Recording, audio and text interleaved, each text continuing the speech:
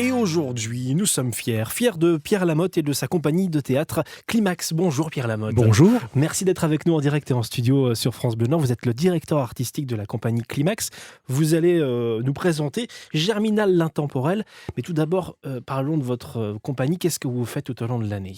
Alors, la compagnie Climax, en fait, c'est son premier spectacle qu'on crée. Juridiquement, là, on a déposé les statuts il y a 1 an, même s'il y a fait plusieurs années qu'on travaille sur ce projet-là.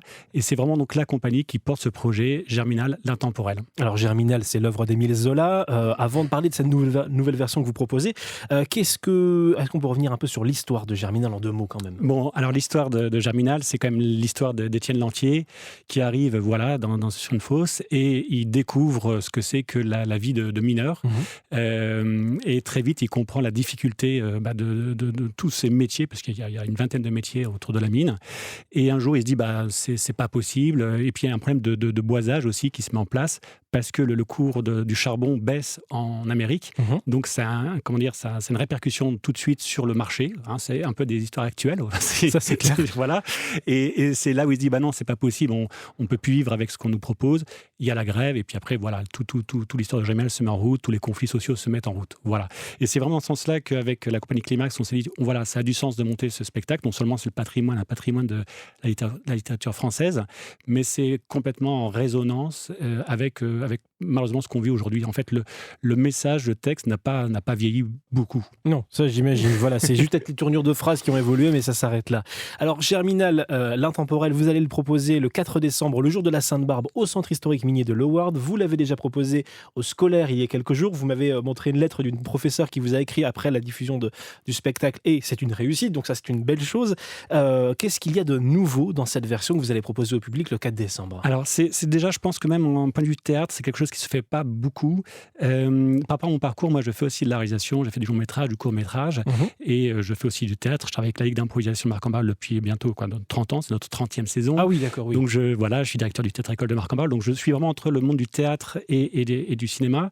Et je me suis dit, cet objet, je parle de cet objet, cette création, c'est vraiment une association de mes 2 parcours. Et je me suis dit, monter Germinal j'ai 3 écrans qui se battent sur scène, ils peuvent s'associer, faire un grand écran.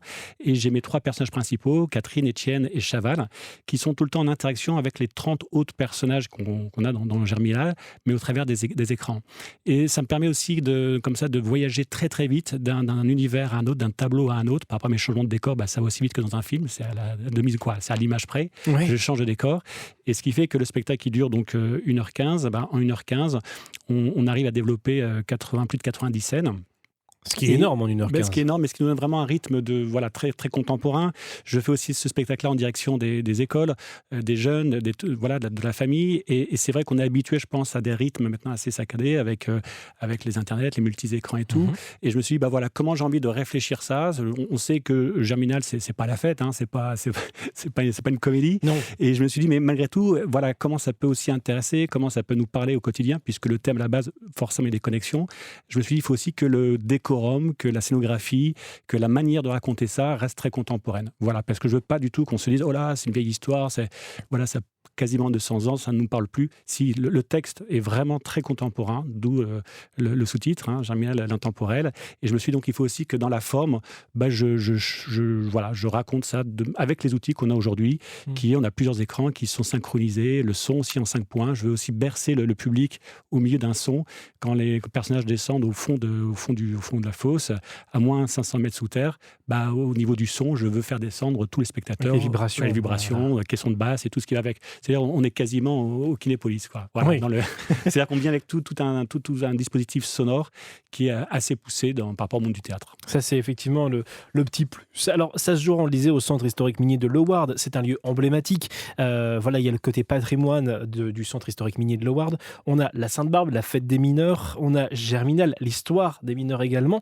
Est-ce que c'était une symbolique importante de regrouper tous ces événements en un seul presque ? Alors, ça s'est fait naturellement. C'est-à-dire que quand j'ai eu l'idée, il y a fort pour longtemps de ce projet. Je suis allé directement voir le centre historique de la mine et tout de suite ils m'ont dit oui Pierre, on te suit, ton projet nous Ça fait semble plaisir, ça. pertinent. La structure n'existait pas encore, voilà, rien n'était fait et puis le projet a évolué entre-temps, mais ce qui est super, c'est qu'on a eu une aide à l'écriture de la région où comme ça le Ward a pu, le centre historique de la mine a pu nous accompagner, ce qui fait aussi que l'adaptation elle a vraiment été hyper calibrée, suivie, entre autres avec leur historien, M. Gérard Dumont. Et ce qui fait que ça me permet aussi d'avoir une assise qui soit très cohérente. Et une fois que le scénario était écrit, là, j'ai pu développer toute la scénographie qui va avec. Donc, alors pourquoi le 4 décembre après, c'est aussi eux qui programment le spectacle. Ouais. Donc, ils se sont dit forcément... Ça se goupille bien. Ça se goupille bien. On avait le temps, il fallait que les choses se mettent en place. Et puis, on enchaîne aussi chez eux toute une série avec des scolaires où les élèves viennent faire la visite et vont voir le spectacle, ou l'inverse. Et ce qui fait que ça devient assez cohérent aussi pour leur public de voir et le spectacle et de pouvoir aussi proposer la visite. Effectivement. Ça vous parle en tant que... Parce que vous avez dit, ça fait 30 ans que vous êtes directeur... Non, je ne suis pas directeur de la Ligue d'impro. Non, mais vous avez travaillé avec l'impro de Marc-en-Barœul voilà. dans la métropole lilloise. Vous êtes quelqu'un de la région à l'origine ? Oui. Donc ça vous parle forcément ce sujet-là, peut-être aussi pour oui, ça, non ? mais dans ma famille, je n'ai pas de lien direct avec la mine, mais oui, bien sûr, ça me parle. Et puis de toute façon, en fait, Zola et Germinal, c'est mondialement connu, quoi. Je veux dire, la musique a été faite par Dominique Laprise, un Québécois. Germinal, là-bas aussi, il étudie, quoi. Je veux dire, on ne se rend pas compte. On a l'impression que c'est une histoire ici, intramuros du bassin minier, mais non, Germinal, c'est l'une des œuvres de la littérature française les plus lues au monde. Ça, c'est bien, et on va pouvoir la redécouvrir, Germinal, l'intemporel. Donc, c'est une représentation qui a lieu le 4 décembre au Centre historique minier de Loward. Il y aura d'autres représentations, notamment pour les scolaires, mais pas que.